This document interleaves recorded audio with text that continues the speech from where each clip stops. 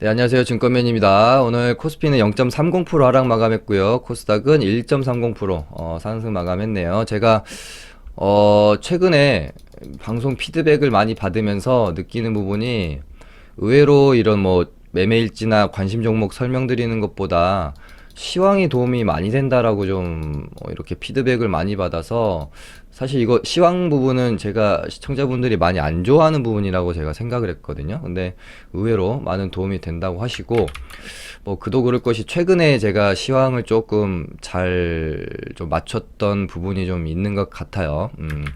어, 저저번 주인가 저번 주인가의 방송에서도 제가 코스피 2200포인트에서 지지고 볶는 동안에, 그러니까 여기서 여기까지 코스피가 많이 오르는 동안에 코스닥이 반등폭이 좀 시원찮았잖아요. 근데 어찌됐건 시장이란 게 가려면은 형 동생이 같이 가줄 수밖에 없어요. 이번에 코스피가 먼저 간 거고 동생이 뒤따라 갈 수밖에 없는 부분이거든요. 그래서 코스피가 2200에서 좀 쉬는 동안에 코스닥이 아마 키 맞추기 반등이 나올 확률이 높을 가능성이 키 맞추기 하러 반등이 나올 가능성이 높다라고 말씀드렸고, 대주주 양도세 회피 물량이 마무리되는 26일 근처로 해서 코스닥 좀 반등폭이 있을 수 있다라고도 말씀드렸고, 그 다음에 26일 날 제가 이 양봉과 수급을 보면서 670포인트까지 조정 없이 다이렉트로 반등이 나올 확률도 높다, 이렇게 세 가지 정도를 말씀드렸는데 세 개가 좀 다행히 다 잘 맞아 떨어졌던 것 같아요. 그래서 일단은 670포인트까지 좀 와 있고, 저는 그냥 오늘 한 요 정도까지 뽑아버리고 차라리 윗골이 살짝 달고 뭐 그러니까 살짝 돌파하는 척하고 끝난다든지 이런 모습을 생각했는데, 이렇게 되면 조금 이제 애매해서 저도 오늘 리딩반에서 갖고 있는 포트들을 어느 정도 정리를 할지 말지에 대한 고민이 좀 있었어요. 이렇게 되면은 일단은 670포인트 근처까지는 오긴 왔는데, 어찌됐건 전고점이 요 정도 부분이기 때문에 하루 정 1월 2일 날 저희가 이제 개장이잖아요. 1시간 늦은 10시에 개장을 하게 되는데요. 살짝 뚫는 오전까지 좀 상승이 나오다가 오후장 되면서 매물 조금 이렇게 출회되면서 밀리는 모양새를 저는 일단은 머릿속에 그려놓고 있어요. 그리고 코스닥이 좀 이렇게 이제 670에서 저항을 좀 받으면 다시 또 2200포인트에서 매물 소화를 좀 많이 해놓은 코스피가 또 한번 힘을 내주는 모양새가 좀 나올 수도 있지 않을까, 그렇게 일단은 시나리오를 잡고 있습니다. 어찌됐건 그러니까 대형주랑 중소형주랑 돈의 흐름이라는 게 왔다 갔다 이렇게 하면서 순환매가 돌 거거든요. 그리고 코스피는 뭐 당연히 삼전이랑 SK하이닉스 보시면 되고요. 코스닥은 뭐 여러 번 말씀드렸습니다. IT 반도체랑 바이오 섹터, 이 크게 두 섹터를 놓고 우리도 리듬을 박자를 좀 잘 타면 좋을 것 같고요. 저번 주에 IT 반도체가 좋았고, 뭐 오늘은 또 바이오 쪽으로 돈이 좀 몰리는 모습이었죠. 그리고 이 바이오 안에서도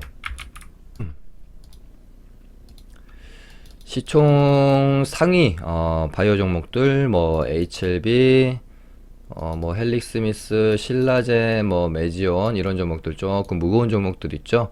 요런 요렇게랑 좀 이제 가벼운 중소형주 요렇게 또 나눠 놓고 이렇게 왔다 갔다 돈의 흐름이 좀 있을 수도 있거든요. 이렇게 아무튼 크게 흐름을 놓고 보시면 될 것 같습니다. 시황은 이렇게 되고, 오늘은 뭐 딱히 그렇게 중요한 뉴스는 좀 별로 없었어요.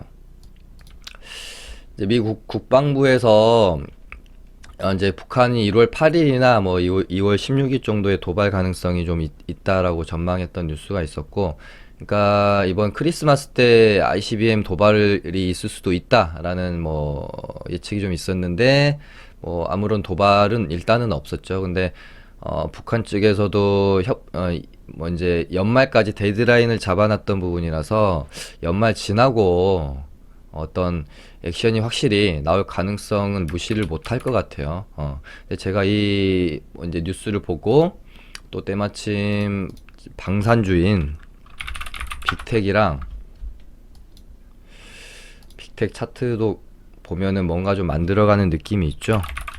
스페코를 봤더니 나쁘지 않다. 한 번 정도는 또 이 이슈 가지고 북한 도발 재료로 한번 또 움직일 수도 있기 때문에 관종에 빼놓지 마시고 좀 놓고 보시면 좋을 것 같고요. 그다음에 지금 뭐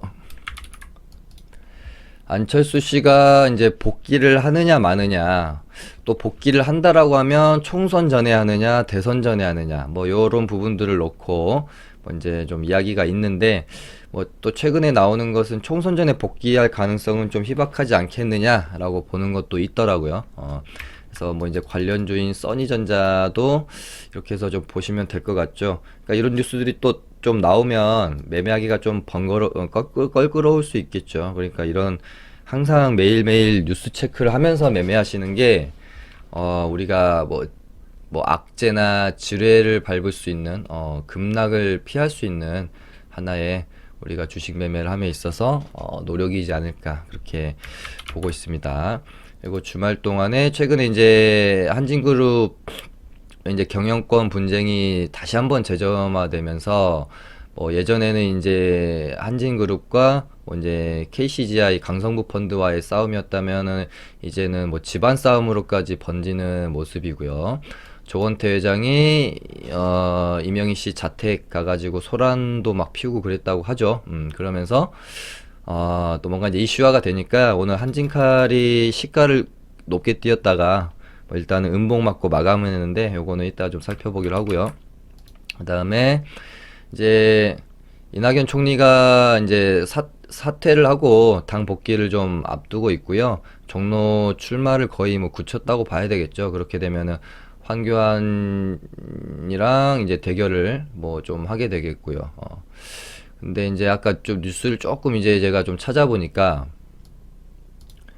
공직자가 지역구 총선에 출마를 하려면 1월 16일 전까지 사퇴를 해야 되는 부분이 있는데, 문제는 정세균 지금 총리 후보자의 국회 표결이 1월 16일 전에 끝나겠냐, 요런 뭐 또 의문이 좀 제기가 됐어요. 그래서 이제 정세균 이제 총리 후보자의 국회 표결이 끝나야 이제 또 이렇게 바통을 이어주고 나오는 건데, 뭐 표결 끝나기도 전에, 그러니까 임명이 되기도 전에 총리가 사임을 해버리고 나가는 그림이 되니까, 요 부분에 대해서도 뭐 이제 약간의 이제 의문점을 이렇게 제기하는 뉴스도 있더라고요. 좀 뭐 이제 이낙연 테마주 하실 분들은 특히나 뭐 데이 트레이딩으로 끝내지 않고 오버나잇을 많이 하시는 분들은 이런 뉴스를 좀 꼭 체크하면서 매매를 하시는 게 좋겠죠. 오늘 뭐 별로 그렇게 뭐 이제 시황적으로는 큰 뉴스는 좀 없었던 것 같아요. 넷마블이 웅진코에 1조 7,400억의 인수를 결정하면서 관련주들이 좀 급등이 있었고요. 특징주들도 이낙연 관련주 중에 오늘은 국영지에nem이 좀 움직였고요. 황교안 관련주 한국맥널티 이렇게 좀 움직였어요. 그리고 나서 뭐 2차전지 ITM 반도체, 코스모 신소재, 코스모화 이렇게 좀 움직였고, 반도체 관련주 중에서는 아이텍, 제주반도체 뭐 이런 식으로 좀 보시면 될 것 같고, 사실 요게 이제 오늘 제일 위에 좀 있어야 될 부분이었는데 배치가 좀 잘못된 것 같아요. 오늘의 코스닥의 돈의 흐름은 확실히 바이오 쪽으로 돈이 좀 많이 들어왔고요. HLB가 역시나 시총 상위 바이오주들 중에서는 대장 역할을 하면서 갈 수밖에 없는 부분이 있고, 뒤를 따라서 헬릭스미스나 뭐 신라젠, 메지온이 뭐 이제 좀 따라올 건데요. 신라젠이 아직까지는 제일 좀 약한 모습을 보이고 있는 것 같아요. 헬릭스미스랑 메지온은 그나마 그래도 좀 반등력을 보여주고 있는 상황이고요. 오늘은 이렇게 뭐 시총 상위 바이오주랑 중소형 바이오주로 양분해가지고 돈의 흐름이 이제 나눠지진 않았고요. 골고루 좀 많이 다 오르는 모습이었습니다. 알테오젠, 뭐 젠백스, 앞타바이오, 티움바이오 이렇게 있었고요. 네, 오늘 특징주까지 살펴봤고, 저희 리딩반은 코스모학이랑 HLB를 수익을 잘 좀 내고 나왔습니다. 코스모학 같은 경우는 제가 저번 방송에서 언제쯤이었는지는 제가 정확히 기억은 안 나는데 이 종목은 여기 제가 그어놓은 이 선이 이 종목의 당분간에 최저가가 될 확률이 굉장히 높다. 그러니까 이 기준가가 돼버리는 거죠. 혹시라도 이 가격 밑으로 내려온다면 진짜 땡큐 매수를 하면 해도 되는 가격이고, 이 가격대를 깨지 않고 이 위에서 당분간 가격대가 형성될 가능성이 굉장히 높다라고 제가 말씀을 드렸던 적이 있습니다, 방송에서. 이제 뭐 어찌됐건 이날 이렇게 장대 양봉 만들어 놓고 조정 구간에서 눌림을 여기로 잡았다라는 것은 뭐 단기 바닥이 만들어졌다라고 저는 보는 거고요. 그 기준가가 여기가 될 거다라고 말씀드렸던 겁니다. 그래서 요렇게 이 가격대를 깨지 않고, 그러니까 이때 그 이제 2차전지 배터리 화재 때문에 ESS 화재의 원인이 이제 배터리로 알려지면서 이때 급락이 좀 나왔던 부분이 있었죠. 하지만 여기서 바닥을 다지고 매물 소화를 해가죠. 이렇게 갭이 생겼던 부분을 매물 소화를 해가죠. 그래서 저희도 이날 금요일날 뭐 이제 종가 베팅 형식으로 매매가 좀 들어갔고요. 얘는 최소한 여기 갭은 매꾸로 가는 양봉 하나는 더 나온다라고 좀 봤습니다. 운이 좋으면 이런 식으로 슈팅도 먹을 수 있는 거고요. 근데 오늘 오전에 조금 지지부진해서 매도가 좀 빨랐어요. 좀 살짝 아쉬운 부분은 있었습니다만은 종가 베팅해서 빠른 시간 안에 좀 수익을 내고 나왔던 좋은 매매였다라고 보고 있고요. 요 종목까지 해서 12연승이죠. 저희 리딩반이 12종목 연속 수익을 지금 내고 있고, 마지막 손절이 12월 10일 이었던 걸로 제가 기억을 해요. 그 다음에 HLB는 뭐 방송 통해서 제가 그냥 다 오픈해 버렸잖아요. 저 개인 매매하는 것도 오픈해 버렸고, 저희 리딩반 그냥 가지고 있다고도 말씀 다 드려버렸기 때문에 솔직히 제 방송을 시청하신 애청자시라면 HLB는 무조건 좀 뭐 굳이 리딩을 안 들으셨더라도, 리딩반이 아니시더라도 무조건 좀 매매는 하셨어야 되는 그런 종목이 아닌가 싶습니다. 얘는 뭐 제가 뭐 너무나도 많이 방송에서 다뤄드려서, 얘는 10만원 제가 조금 오버해서 진짜 시장이 폭락장이 오지 않는 이상 얘는 10만원 깨기 어렵다라고 제가 의견을 좀 드렸던 거고요. 요때부터 계속해서 저희도 매매를 하고 있잖아요. 이날 종배에서 이날 반등 때 수익 실현을 어느 정도 해놓고 다시 매수를 해서 분할 매수를 해서 오늘 이제 일단은 수익 실현을 다 하고 나왔거든요. 여기서 이제 이런 식으로 매수해서 매도하고 다시 재매수하고 그래서 오늘 이렇게 3번에 걸쳐서 이익 실현을 하고 나왔습니다. 고민도 좀 있었죠. 조금 더 갈 수도 있다. 왜냐면 제가 생각한 1차 목표가가 일단은 사실은 12만원이었기 때문에 조금 더 갈 수도 있다라고 보는데, 일단은 지금 지수가 코스닥 지수를 봐야 되겠죠. 저항권에 와 있어요. 그리고 3일간 양봉을 뽑아냈기 때문에 어느 정도 피로감은 좀 있을 거라고 보여져요. 상승 피로감은. 그래서 맞고 좀 조정에 들어갈 가능성이 있기 때문에 조금 아쉽지만 일단 HLB 정리하고 혹시 눌림이 나오면 다시 재접근해보자 라는 관점으로 HLB는 이렇게 정리가 좋은 수익을 좀 내고 나왔습니다. 여기까지 해서 13연승.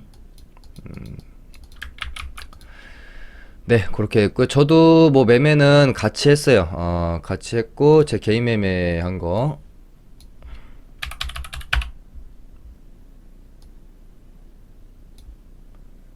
리딩반 같은 경우는 이런 식으로 짧게 매매가 되지 않기 때문에 좀 이제 뭐 1포인트 뭐 2포인트 정도 매수해서 길게 가져가는 매매를 하고 있고요.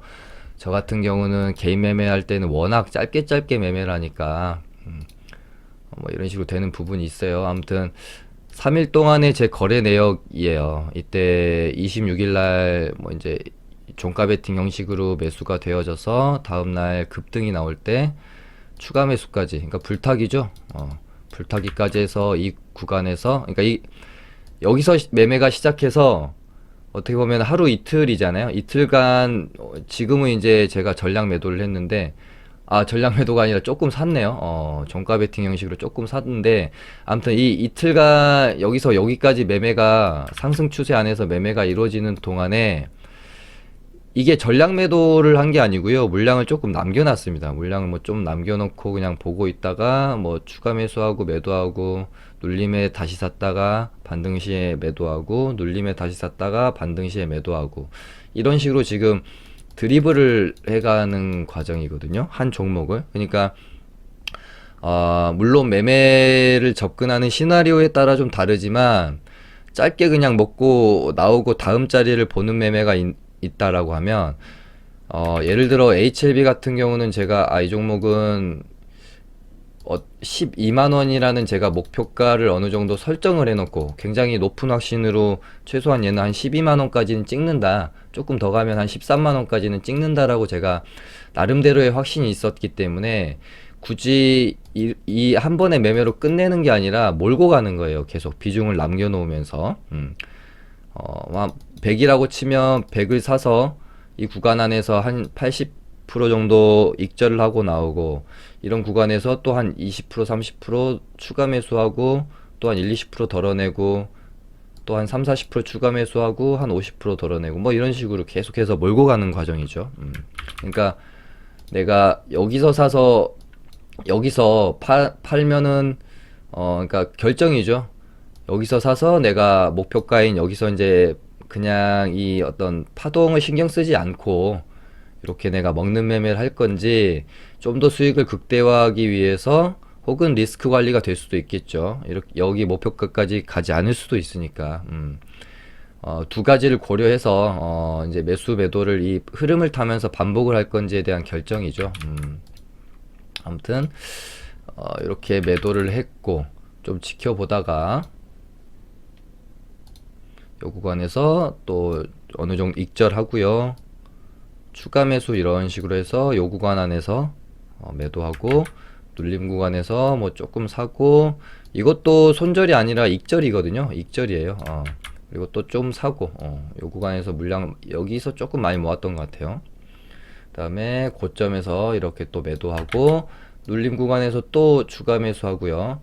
또 조금 이제 비중 줄여놓고 여기서 다시 불타기. 물론 이제 다음 주 장이 뭐 어떻게 될지 모르겠지만, 일단 저는 좀 더 추가 상승의 가능성도 있다라고 보여져서 이제 종배까지 했고요. 12만원 저항대에서 어떤 모습을 보이는지 보면서 좀 판단을 하려고 하고 있습니다. 만약에 뭐 다음 주에 12만원 살짝 뭐 가는 듯 오전장에 잠깐 반짝 상승 나왔다가 죽는 것 같으면 전량 정리를 해버리려고 생각을 하고 있습니다. 그리고 뭐 코스모학도 저희 리딩반이랑 거의 비슷하게 매매를 했으니까 넘어가고요. 리딩반보다 좀 덜 먹었던 것 같은데, 예. 코스모학은 리딩반은 종가 베팅을 했었고, 저는 얘는 종가 베팅은 하지 않았고, 오전에 그냥 짧게 그냥 뭐 스킬처럼 들어가서 먹고 나왔던 매매고요. 알테오젠을 제가 금요일날 조금씩 그냥 사 모아가지고 오늘 오전에 그냥 뭐 그냥 짧게 여기 전고점 부근에서 먹고 던져버렸는데 한참 더 갔습니다. 근데 제 개인 매매는 뭐 이런 식으로 좀 하고 나왔어요. 알테오젠도 보면 재밌죠. 1.6조를 기술 수출을 하고 점상 한번 가고, 시가 갭 띄우고 꼬리 달고 죽어버리는, 전형적으로 뭐 이제 상승 시에 투입된 돈은 적고 그 적은 돈이 투입이 됐기 때문에 고점에서 쉽게 그냥 털어먹고 나와버리는, 그러니까 이렇게 고점에서 떨어지는 동안에 반등이 없잖아요. 반등이 뭐 이런 식으로 뭐 하면서 떨어지는 게 아니라, 물량을 정리하는 게 아니라, 물량이 적으니까, 애초에 상승을 할 때 투입된 물량이 적으니까 고점 구간에서도 물량을 처리하는 게 손쉽죠. 이런 부분에서 그냥 뭐 정리가 되지 않았겠어요? 그러니까 이제 개인들만 계속해서 달라붙으니까 반등이 뭐 나와도 시원찮고, 이런 식으로 떨어졌다가 쌍바닥 만들고 다시 뭐 손바뀜이 일어났을 수도 있고 뭐 매집이 되고 있는 지금 과정일 수도 있고요. 또 여기서 요렇게 해놓고 뭐 죽어버릴 수도 있고 그건 뭐 알 수는 없는 부분이죠. 어찌됐건 제가 금요일날 요 정도 상태까지 보고 얘는 최소한 여기까지는 간다. 최소한 추가 상승이 이런 식으로요. 살짝 돌파는 하는 척하고 죽을 수도 있고 아니면 진짜 전고점까지 뽑아줄 수도 있고 그거는 모르지만 바로 가면은 이 상승분은 제가 먹을 수 있는 몫인데 바로 안 가고 좀 민기적되면 제가 생각하는 매도 라인은 어쨌든 이 정도 가격대였어요. 그래서 오늘 오전에 일찍 정리가 좀 되었고요. 그 다음에 넷마블이 웅진 코웨이를 인수가 결정되면서 웅진 싱크빅 이온을 일단은 음봉 마감이 됐는데 이 부분은 사실 매집봉일 수도 있고 아닐 수도 있어요. 요거는 시간이 좀 지나봐야 알 수 있는 부분이라서 쉽게 매매를 해야겠다라고 마음이 먹어지는 일단 상태는 아닙니다. 좀 더 지켜봐야 되는 부분이 있어요. 그래서 얘는 제가 잠깐 좀 빼놓도록 하겠습니다. 그 다음에 비보정 관련주인 S맥이 오늘 전고점을 뛰어넘으면서 양봉 마감했기 때문에 얘도 이렇게 위로 좀 많이 열려 있고 충분히 오늘 매매를 한번 해볼 만하다는 생각이 듭니다. 앞으로도요. 그리고 비보정 관련해서도 제가 한 가지 말씀을 드리면 이거는 뭐 제 개인적인 견해니까 참고만 하시기 바랍니다. 비보존이 지금 뭐 임상 뭐 실패했다 이러면서 관련주였던 뭐 에스텍파마나 다 이제 뭐 하한가 가고 급락이 나오고 그랬었는데 임상은 이제 실패는 아니다. 아까 이제 비보존 홈페이지도 제가 잠깐 가봤는데 대표님 말씀을 들어보니까 유의미한 결과를 도출을 이제 못한 거지 이제 완전히 이렇게 실패한 것은 아니다. 그러니까 다시 수정 보완해서 진행 가능한 부분이다. 뭐 이런 식으로 좀 코멘트가 돼 있더라고요. 그래서 제가 이걸 보면서 뭔가 좀 닮았죠. 최근에 있었던 그러니까 HLB랑은 조금 사태는 그러니까 그 문제의 본질적인 그 임상 3상에 대한 결은 좀 다를 수 있는데 약간 좀 비슷한 케이스로 삼아볼 수도 있는 일이 앞으로 벌어질 수도 있다. 그러니까 시장에서는 완전히 실패로 받아들였는데 회사 측에서는 이건 실패는 아닙니다. 그 HLB도 이거 실패가 아니라 그냥 지연이 좀 된 것뿐입니다라고 했다가 이제 유의미한 결과값이 도출됐다고 해서 급등이 나온 것처럼 비보존도 또 어떻게 이제 설계가 될지 앞으로 모르기 때문에 완전히 뭐 여기가 끝이다라고 저는 생각을 하진 않습니다. 그래서 얘가 에스텍파마가 여기 10,000원이라는 중요한 가격대에서 만약에 여기를 훼손하지 않고 어느 정도 기간 조정이 이루어진다라고 하면 한번 되돌림 반등은 충분히 노려볼 수 있지 않을까라고 저도 생각을 해서 지켜는 보고 있습니다. 비보정 관련주도 아직 끝났다라고 보긴 어려워요. 계속해서 관종에 넣어놓고 보시면 좋을 것 같고요. 그 다음에 오늘 뭐 요것도 제가 하나는 맞췄네요. HLB 생명과학이 처음에는 이제 대장 역할을 하면서 올라오다가 제가 왜 HLB를 매매했는지 설명을 드렸었잖아요. 아마 생명과학이 초반에는 대장 역할을 했는데 HLB로 아마 대장이 바뀔 거다라고 말씀드리면서 HLB를 제가 매매했잖아요. 최근에 보시면 바뀌었죠. 오늘도 HLB 생명과학은 고가가 뭐 한 3% 정도밖에 안 되니까. 그 다음에 헬릭스미스도 이 매물대를 딱 뛰어넘었어요. 그래서 제가 생각하는 헬릭스미스는 얘도 최소한 10만원까지는 반등이 나온다라고 좀 보고 있습니다. 참고하시고요. 좀 중소형주 쪽에서는 ABL 바이오, 티움 바이오, 앞타 바이오. 앞타 바이오가 진짜 대단하죠. 얘는 제가 진짜 계속해서 강추 드리는 끼 있는 종목이죠. 이때부터서 계속해서 제가 관종 넣어놓고 제가 최초로 방송에서 관종으로 넣어드렸던 때가 이때로 제가 기억을 합니다. 이 매물대를 뛰어넘었기 때문에 또 얘도 좀 길게 보면 충분히 상장 당일 시가였던 5만원 까지는 열려 있다라고 저는 보고 있습니다. 그리고 매지온도 많이 올랐고요. 매지온도 급락했다가 거의 지금 되돌림 반등이 많이 나왔죠. 그다음에 뭐 젠백스도 고점을 두고 되돌림 반등이 좀 나오고 있는 상황이고요. 삼성바이오는 뭐 좋은 종목이긴 한데 워낙 좀 무거워서 그렇게 손이 가는 종목은 아닙니다. 그다음에 이낙연 관련주 중에 국영 GNM이 일단은 요 고점 구간 위에서 종가를 이렇게 좀 안착을 마감을 시켜놨으면 좀 더 좋은 그림이지 않았을까 싶은데 요건 조금 아쉽네요. 좀 지켜봐야 될 것 같고, 얘가 이 박스권 안에서 어떻게 움직임이 좀 진행되는지 보면 좋을 것 같아요. 이 박스권 안에서. 아니면 뭐 내일 당장이라도 윗골이 다시 채우는 흐름이 나올 수도 있겠죠. 그 다음에 근데 좀 이제 이슈성은 조금 이제 시장에서 그 뜨거운 열기가 이제는 조금 죽지 않았나 그런 생각은 좀 듭니다. 그 다음에 뭐 이제 정세균 총리 후보자 관련주인 수산중공업도 지금 이제 또 잘 뭐 표결이 이루어져서 임명이 되는 시점 근처로 해서 한번 또 재료가 살 수 있잖아요. 그거 뭐 염두에 두시면 될 것 같고요. 한국 맨널티랑 화신테크, 야, 힘 좋네요. 상한가 같네요.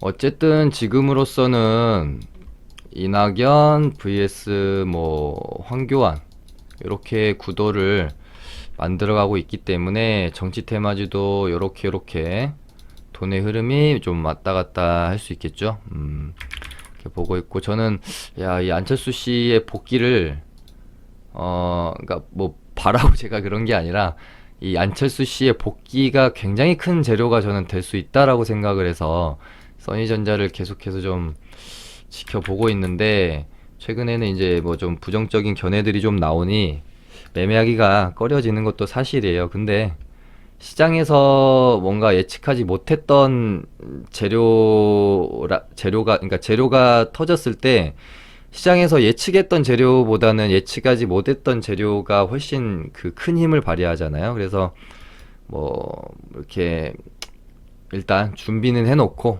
혹시라도 좋은 흐름이 나오면 매매를 할 수 있게끔 준비는 그냥 해놓고 관종에 넣어놓고 있으면 될 것 같고요. 그 다음에 한진칼은 일단은 이때 거래 들어오면서 기준봉을 뽑아놨다가 고점 찍고 거의 여기까지 다시 재차 하락이 나왔어요. 급등이 시작됐던 구간까지. 그래서 제가 이때 개인 매매에서 수익 내는 것도 일지를 보여드렸었고, 이 가격대라면 사실상 나쁘지 않은 가격대라고 생각은 듭니다. 하지만 오늘 이제 종가가 저가로 끝났잖아요. 꼬리가 뭐 좀 달리고 지지받은 게 아니기 때문에 조금 더 추가 하락의 가능성은 있어요. 근데 얘가 아무튼 요 정도 가격대를 훼손하지 않고 여기서 만약에 움직여주면 꽤 매력적인 매수 타점이 될 수도 있겠다라는 생각도 듭니다. 아무튼 오늘은 뭐 요 정도에서 마무리하고요. 오늘 2019년에 마지막 거래일이었습니다. 제가 기억하기로 2018년부터 약세장, 그러니까 그 시장의 추세가 꺾이기 시작하면서 거의 한 2년여 동안 지금 약세장이 계속 이어지고 있어요. 물론 섣불리 제가 뭐 실력이 미천해서 다가오는 2020년 장이 뭐 어떨 거다라고 예측을 할 수는 없겠지만, 감히 지난 2년간의 약세장에 대비하면 훨씬 조금 웃으면서 매매할 수 있는 그런 장이 2020년에는 좀 오지 않을까. 최소한 한 상반기는 그래도 괜찮지 않을까라는 좀 생각을 좀 갖고 있기 때문에 혹시라도 좋은 장이 펼쳐졌을 때 그 기회를 잡으려면 결국에는 이 주식 하시는 분들은, 특히나 트레이더 분들은 현금을 잘 가지고 있어야 되겠죠. 지금 뭐 물론 이제 뭐 물려 있는 종목들이 장이 이제 좀 괜찮아져서 다행히 뭐 손실을 최소화하고 빠져나온다든지, 좀 물려 있던 것들이 뭐 이제 양전환해서 수익 내고 나올 수도 있고 그러겠죠. 근데 저는 사실 트레이더라면, 트레이더에게 정말 가장 안 좋은 것은, 저는 자꾸 종목에 물리는 습관, 이게 이제 습관화되는 거를 가장 지양하는 사람입니다. 차라리 손절이 낫다라고 보는 거고요. 손절하고 그거를 내가 다른 어떤 매매로 인해서 메꾸면 자신감이 정말 올라가거든요. 근데 물려있던 거 겨우 예를 들어 운이 좋아서 빠져나오게 되면 그 어떤 나의 트레이더로서의 매매에 대해서는 사실 도움될 게 없다. 물론 돈은 잃지는 않았겠죠. 근데 지금 뭐 물려있는 게 예를 들어 내년에 장이 좀 괜찮아져서 잘 빠져나왔다라고 하면 그것은 순전히 장이 좋아짐에 따른 운인 거잖아요. 만약에 내년에도 장이 혹시라도 더 안 좋아지게 된다라고 하면 뭐 물려있는 종목들 그냥 그대로 계속 방치한 상태로 1년, 2년, 3년 매매도 없이 그냥 바라만 봐야 되는 거기 때문에 저는 굉장히 좋지 않게 보고 있습니다. 그래서 다시 한번 말씀드리지만 좀 물론 희망이 좀 있어 보이는 종목들은 이왕 이제 물리게 됐다라고 하면 최대한 손실폭을 줄여서 빠져나오는 게 맞다라고 보고요. 이건 누가 봐도, 냉정하게 봐도 조금 뭐 주도 섹터도 아니고 좀 희망이 없는 종목이다 싶으면 과감하게 좀 정리하고 내년에 다가올 좋은 장을 위해서 현금을 확보하는 게 저는 맞다라고 생각을 합니다. 아무튼 2019년 한 해 어려웠고요. 웃는 날도 있었고 뭐 우는 날도 있었고, 근데 주식을 할 때는 뭐 장이 좋은 장이건 안 좋은 장이건 간에 항상 우리는 웃고 울고 할 수밖에 없는 것 같아요. 그래서 매일 우리가 주식을 하고 매년 해야 되고 길게 보면은 수십 년 해야 될지도 모르는 이 주식을 너무 일일비하면서 하루하루 수익과 손실에 너무 그렇게 연연하지 않으셨으면 좋겠습니다. 아무튼 수고 많으셨습니다. 감사합니다.